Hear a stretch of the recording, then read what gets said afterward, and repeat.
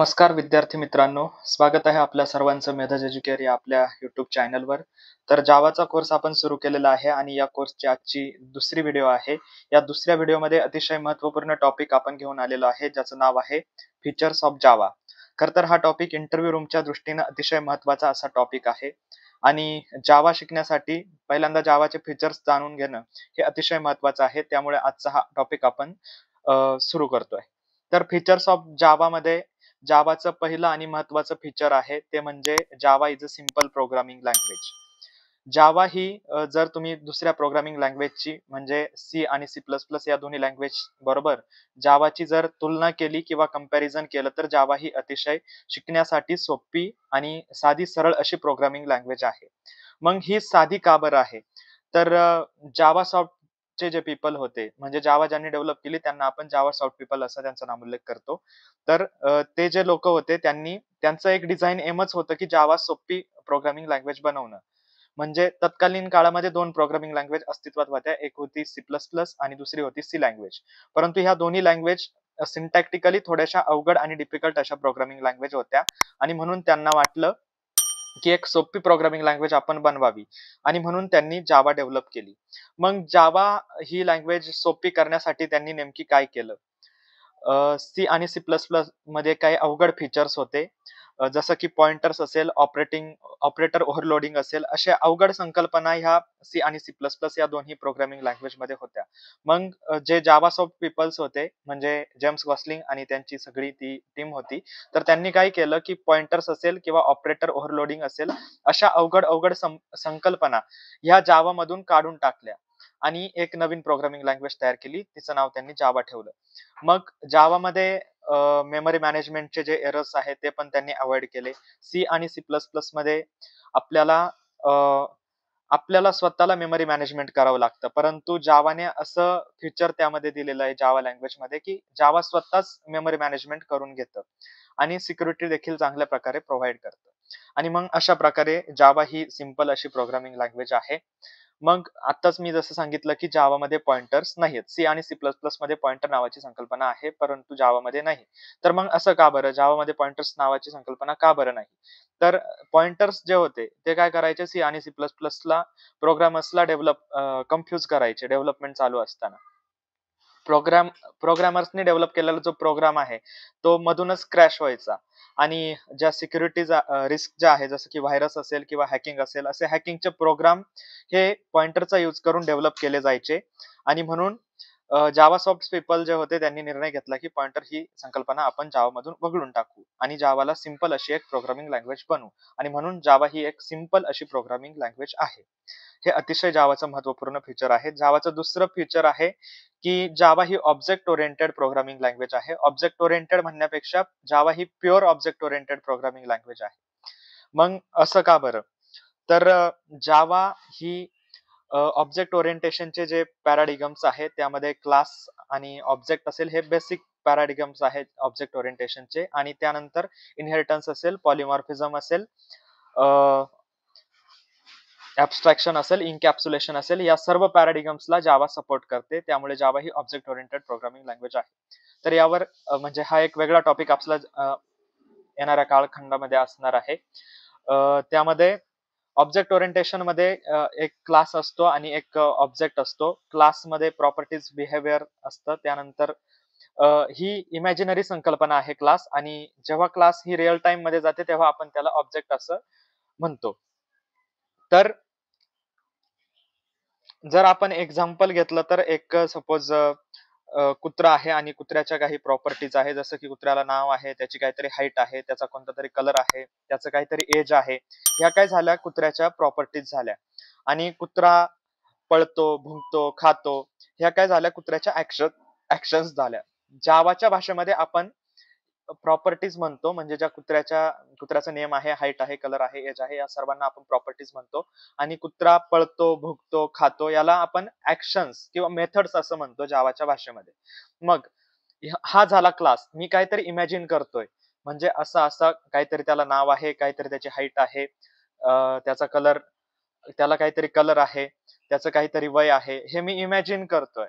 तो भुंकतो, तो पळतो, तो खातो हे मी इमॅजिन करतोय. परंतु जेव्हा ती गोष्ट आपण अस्तित्वामध्ये या प्रॉपर्टीच्या अनुषंगाने बघतो, तर त्याचा तो ऑब्जेक्ट असतो. म्हणजे टॉम नावाचं काहीतरी मी बघितलंय आणि तो भुंकतोय, तो पळतोय, तो खातोय.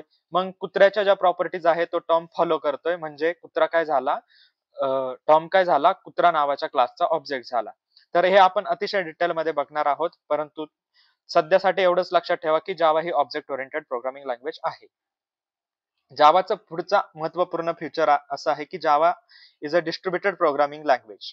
मग जावा ही डिस्ट्रिब्युटेड का बरं आहे? तर नेटवर्कमध्ये विविध प्रकारचे कॉम्प्युटर्स असतात. म्हणजे अनेक कॉम्प्युटर्स नेटवर्कमध्ये असतात आणि त्या सर्व कॉम्प्युटर्सवर इन्फॉर्मेशन ही डिस्ट्रिब्युटेड झालेली असते. मग जे डिस्ट्रिब्युटेड कम्प्युटिंग एक संकल्पना आहे आयटी क्षेत्रामध्ये, तर जावा त्या डिस्ट्रिब्युटेड कम्प्युटिंग नावाच्या संकल्पनेला सपोर्ट करतं.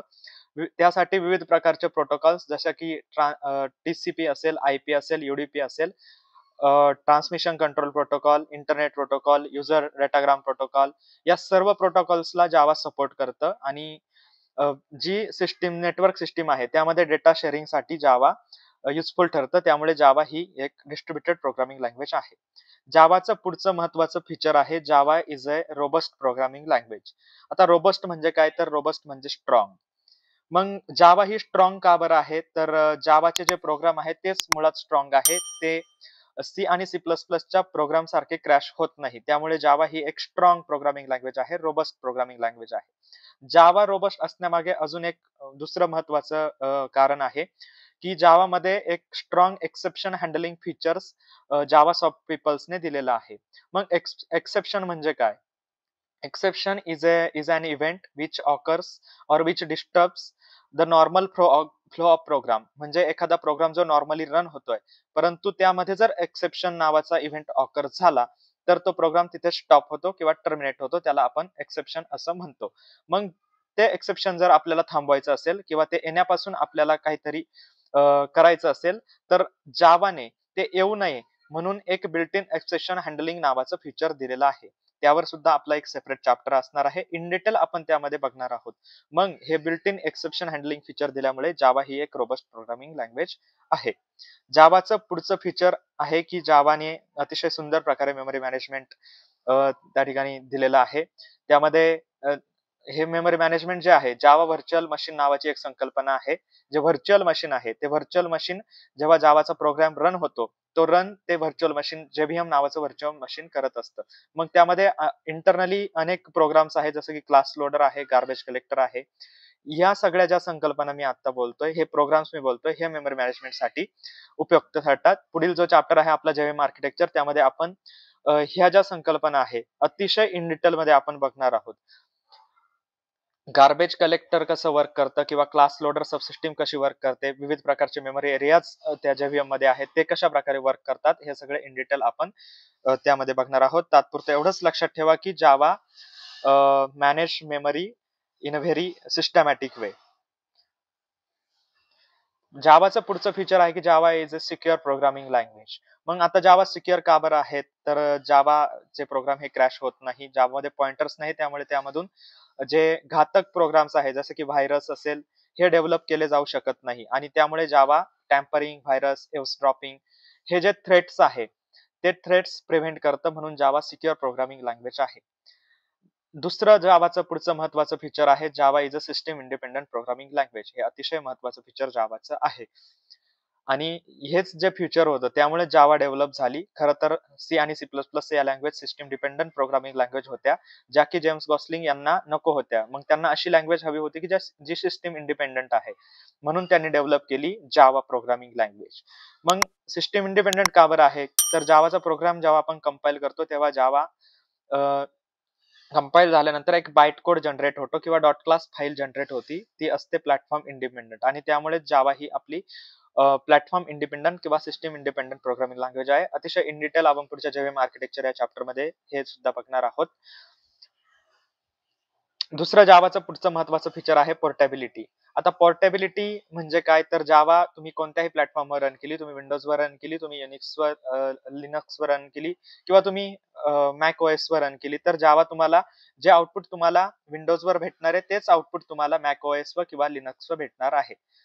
मग राईट वन्स रन एनिवेअर म्हणजे एकदाच लिहा आणि कुठं पण रन करा, अशा प्रकारची जी संकल्पना आहे तिला आपण पोर्टेबिलिटी असं म्हणतो आणि हे जावाचं एक इम्पॉर्टंट असं फीचर आहे.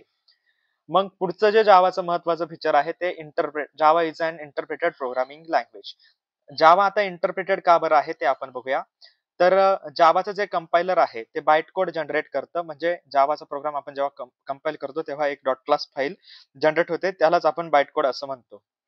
मग तो जो बाईट कोड आहे, तो बाईट कोड JVM कडे जातो आणि JVM इंटरप्रिटरच्या मदतीने तो जो बाईट कोड आहे तो एक्झिक्यूट करतो किंवा रन करतो. आपण जर दुसऱ्या प्रोग्रामिंग लँग्वेज बघितल्या तर त्या फक्त कंपायलर यूज करतात. परंतु जावा ही अशी एकमेव प्रोग्रामिंग लँग्वेज आहे ती इंटरप्रिटर सुद्धा यूज करते आणि कंपायलर सुद्धा यूज करते त्यांचा प्रोग्राम एक्झिक्यूट करण्यासाठी. म्हणून जावामध्ये आपण दोन्ही पण कंपायलर आणि इंटरप्रिटर ह्या दोन्हींचा आपण यूज करतो. कसा करतो ते JVM आर्किटेक्चर या पुढच्या चॅप्टर मध्ये आपण बघणार आहोत. Java is a high performer programming language. पुढचं जावाचं फीचर आहे हाय परफॉर्मन्स. तर जावाचा हा हाय परफॉर्मन्स आहे हा कशामुळे आहे? JVM मध्ये एक JIT कंपायलर आहे ज्याला आपण जस्ट इन टाइम कंपायलर सुद्धा म्हणू शकतो. तर ते जावाच्या हाय परफॉर्मन्स साठी रिस्पॉन्सिबल आहे. ते कशा प्रकारे काम करतं हे देखील आपण JVM आर्किटेक्चर मध्ये बघणार आहोत.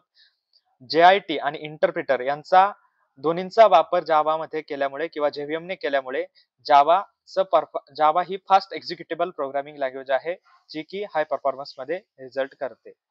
जावाचं पुढचं महत्वाचं फीचर आहे Java is a multi threaded programming language. Java काय करते की मल्टिपल थ्रेड्स पॅरलल प्रोसेसिंग साठी म्हणजे दोन थ्रेड एकाच वेळी रन होण्यासाठी जावा सपोर्ट करते. जावामध्ये अनेक मेथड्स त्यासाठी त्यांनी डिफाईन केलेला आहे किंवा मोठा API त्यामध्ये आहे. मल्टी थ्रेडिंग नावाचं एक सेपरेट चॅप्टर असणार आहे, त्यामध्ये आपण ही संकल्पना देखील अतिशय डिटेलमध्ये बघणार आहोत. Java is a multi threaded programming language. जावाचं पुढचं फीचर आहे स्केलेबिलिटी. आता स्केलेबिलिटी म्हणजे नेमकी काय?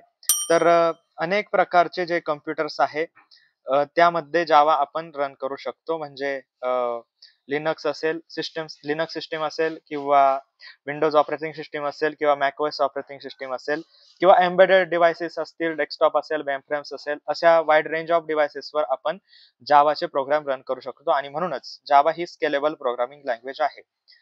जावाचं पुढचं फीचर आहे Java programs are dynamic in nature. Dynamic हे अतिशय महत्वाचं जावाचं फीचर आहे. म्हणजे जावाची डेव्हलपमेंट होण्या अगोदर आपण ब्राउझरवर फक्त स्टॅटिक वेब डेव्हलपमेंट करू शकत होतो, परंतु नंतर जेव्हा जेम गॉसलिंग आणि त्यांच्या सर्व टीमनी जावा डेव्हलप केली त्यानंतर आपण ॲनिमेशन हे वेब डेव्हलपमेंट करण्यासाठी यूज करू शकतो. ॲपलेट्स नावाची एक संकल्पना जावामध्ये आहे. ती सध्या आउटडेटेड झालेली आहे, परंतु त्या कालखंडामध्ये ॲपलेट्स नावाचा प्रोग्राम जेम्स गॉसलिंग यांनी जावामध्ये दिला आणि त्यामुळे जावा ही डायनामिक प्रोग्रामिंग लँग्वेज म्हणून अस्तित्वात आली. तर अतिशय हे सगळे महत्वाचे फीचर जावाचे होते. हे सगळे फीचर येणाऱ्या आपले जे लेक्चर्स आहे, येणारे जे आपले जावा मधले महत्वाचे चॅप्टर्स आहेत त्यामध्ये आणखीन डीप मध्ये जाऊन आपण बघणार आहोत. व्हिडिओ आवडली असेल तर लाईक करा. ज्या मराठी मुलांना जावा शिकण्याची इच्छा आहे त्यांना ही व्हिडिओ नक्की शेअर करा. आपल्या चॅनलला सबस्क्राईब करायला विसरू नका आणि येणाऱ्या व्हिडिओच्या नोटिफिकेशनसाठी सबस्क्राईब बटन समोर असणारं बेल बटन नक्की प्रेस करा. मनपूर्वक धन्यवाद.